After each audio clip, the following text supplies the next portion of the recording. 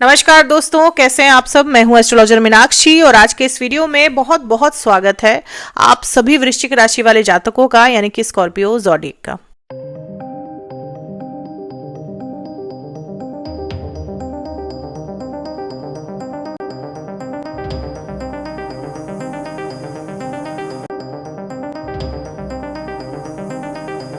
दोस्तों, अगर आपको बहुत अच्छे से डिस्क्राइब करना हो, आपकी कोई खास बात बतानी हो, तो मैं ये कहूंगी कि वृश्चिक राशि वाले लोग बहुत अच्छे मित्र होते हैं, लेकिन उससे भी अच्छे शत्रु होते हैं।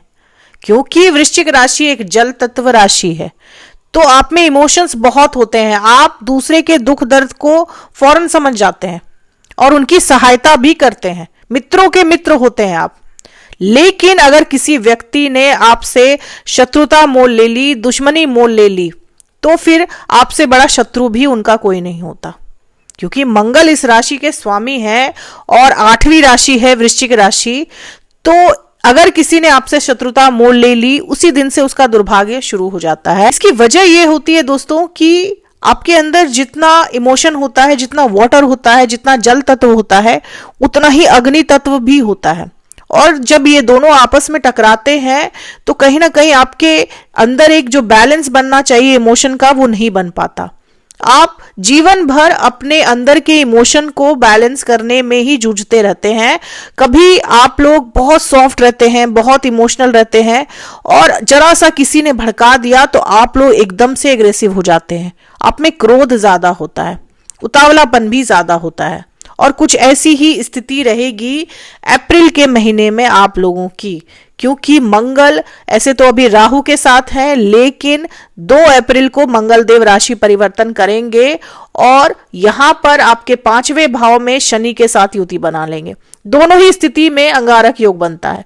जब भी मंगल राहु के साथ होते हैं तो भी अंगारक योग बनता है, और शनि के साथ होते हैं तो भी अंगारक योग बनता है। तो आपके अंदर का क्रोध बढ़ा रहेगा। आपके 5वें भाव में सूर्य, शनि और मंगल की युति बनेगी। मंगल ऐसे तो आपकी राशि के स्वामी हैं, 5वें भाव में अच्छे रिजल्ट देते, लेकिन जब अकेले रहते तब अच्छे रिजल्ट देते, लेकिन यहां पर शनि के साथ है। तो अंगारक योग जब बनेगा तो आपका बीपी बढ़ सकता है, आप में क्रोध बढ़ सकता है, उतावलापन बढ़ सकता है। तो इन सब चीजों से डील करना पड़ सकता है अप्रैल के महीने में आपको।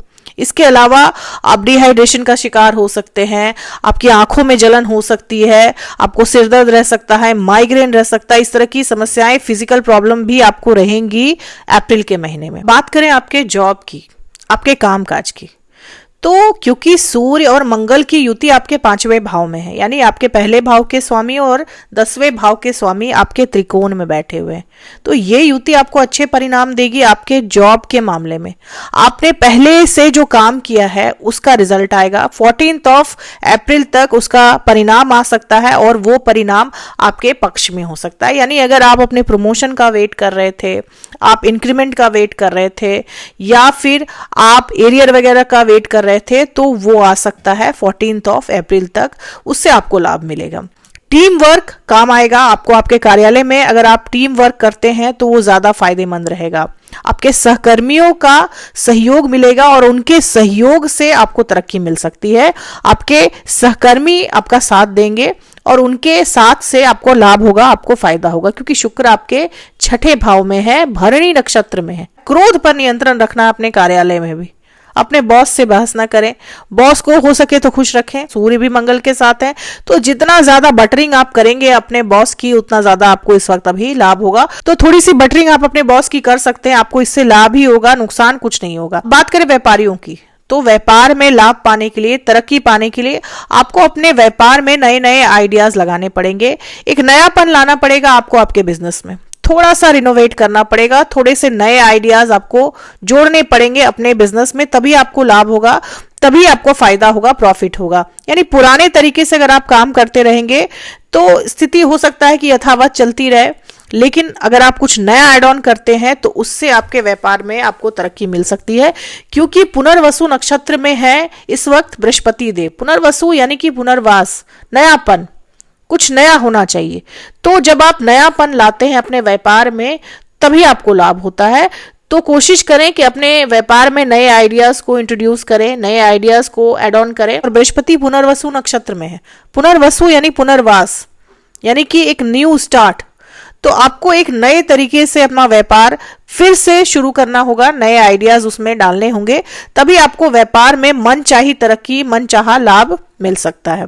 दाम्पत्य जीवन की बात करें तो क्योंकि शुक्र आपके छठे भाव में चले गए हैं, मंगल की राशि मेष राशि में चले गए हैं शुक्र देव। छठे भाव में शुक्र अच्छे परिणाम नहीं दे पाते, यही वजह है कि आपके दाम्पत्य जीवन में इस वक्त अभी दिक्कतें चल रही होंगी। ये जो समस्याएं हैं ये 18 अप्रैल तक ही है। 19 अप्रैल को शुक्र देव अपनी राशि वृषभ राशि में चले जाएंगे, आपके 7वें भाव में। यहां से स्थितियां बिल्कुल बदल जाएंगी। आपके वैवाहिक जीवन में भी मधुरता आएगी, एक नयापन आएगा। जो लोग विवाह तय होने का इंतजार कर रहे हैं, आप विवाह के बंधन में बंध सकते हैं, विवाह तय हो सकता है आपका। 18 अप्रैल तक इन सब चीजों में समस्याएं रह सकती हैं, दाम्पत्य जीवन में परेशानियां रह सकती हैं, लेकिन 18 अप्रैल के बाद स्थितियां आपके पक्ष में रहेंगी। अब बात करें आपके लव अफेयर्स की। अब मंगल, सूर्य और शनि ये तीनों ही ग्रह आपके 5वें भाव में है। 5वां भाव आपके रिलेशनशिप का होता है और ये तीनों ही ग्रह रिलेशनशिप के लिए अच्छे नहीं हैं। सामने वाला कहीं ना कहीं आप पर हावी रहेगा, ज्यादा डोमिनेटिंग बिहेवियर दिखा सकता है, रूड बिहेवियर दिखा सकता है। तो इस वक्त आप डोरमैट ना बने। अगर आपको लगता है कि सामने वाला मुझे ज्यादा डोमिनेट कर रहा है, क्रोध दिखा रहा है, क्रोध ज्यादा बढ़ गया है उनमें, तो इस वक्त थोड़ा सा डिस्टेंस बना ले, क्योंकि आप कितना भी कोशिश करेंगे परिस्थितियां अभी आप नहीं संभाल पाएंगे। 3 ऐसे ग्रह आपके 5वें भाव में बैठे हुए हैं जो कि लव लाइफ के लिए बिल्कुल भी अच्छे नहीं माने जाते, बुरी तरह से डिस्ट्रॉय कर देते हैं लव लाइफ को। तो इस वक्त आप थोड़े समय के लिए डिस्टेंस बना लें, आपके रिलेशनशिप के लिए इस वक्त वही अच्छा है। जैसे ही ये सभी ग्रह अलग होंगे आपके रिलेशनशिप में सुधार आएगा, चीजें बहुत हद तक आपके पक्ष में हो जाएंगी। लेकिन तब तक ना तो डोरमैट बने और ना ही अपनी तरफ से एग्रेसिवनेस दिखाएं। अगर आप रिश्ते को चलाना चाहते हैं तो इस वक्त थोड़ा सा डिस्टेंस बना ले। थोड़ा सा डिस्टेंस बनाना ही आपके रिलेशनशिप के लिए इस वक्त सही रहने वाला है। अगर किसी तरह का कोर्ट केस चल रहा है आपका तो उसमें आपको जीत मिलेगी, क्योंकि शुक्र आपके छठे भाव में। छठा भाव रोग, ऋण, शत्रु, अदालती मामलों का होता है। शुक्र आपके छठे भाव में है और यहां पर ये शुक्र आपको कोर्ट कचहरी के मामलों में जीत दिलाते हैं। अगर आपने किसी तरह के लोन वगैरह के लिए अप्लाई किया था तो आपका लोन पास हो सकता है, आपको लोन मिल सकता है। शुक्र आपके छठे भाव में है तो आपका लोन जो है वो इजीली पास हो सकता है। विद्यार्थियों के लिए भी ये थोड़ा सा कठिन परिश्रम करने वाला समय है। आपको सफलता मिलेगी लेकिन बहुत ज्यादा कठिन परिश्रम करना पड़ेगा, कड़ी मेहनत करनी पड़ेगी। हालांकि एनर्जी आपकी रहेगी, क्योंकि मंगल 5वें भाव में है तो एनर्जी की कमी नहीं रहेगी। चाहे कितनी भी मेहनत करनी पड़े आप कर लेंगे इस वक्त, क्योंकि मंगल की एनर्जी मिलेगी आपको। लेकिन क्योंकि शनि भी है यहाँ पर तो कभी कभी आप में आलस्य भी आ सकता है, डिमोटिवेट भी हो सकते हैं, डिप्रेस भी हो सकते हैं कि आप पर लोड ज्यादा है, डाइवर्ट भी हो सकते हैं अपने पढ़ाई से, जो कि नहीं होना है। इस वक्त आपको कड़ी मेहनत करनी ही पड़ेगी अच्छे परिणाम पाने के लिए।